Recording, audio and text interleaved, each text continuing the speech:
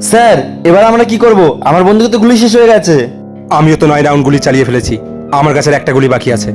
Sir আমাদের শুধুমাত্র এই একটা টাইম বোম বেঁচে আছে। Time bomb?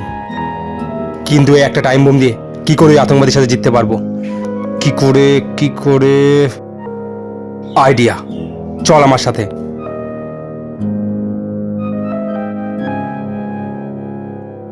শিবা, এই বোমটাকে পাতা নিচে লুকিয়ে দে।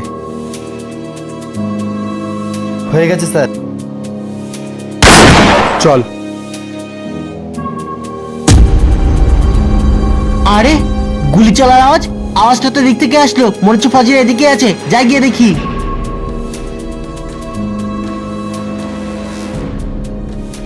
স্যার আমি একটা জিনিস বুঝতে পারলাম না, আমাদের যে একটা বোম ছিল আপনি ওখানে লাগিয়ে দিতে বললেন, একটা গুলি ছিল তাও আপনি ওখানে নষ্ট করে দিলেন, এবার আমরা ওই আতঙ্কবাদীকে মারবো কিভাবে? একটু শান্ত হও, ওদিকে দেখো।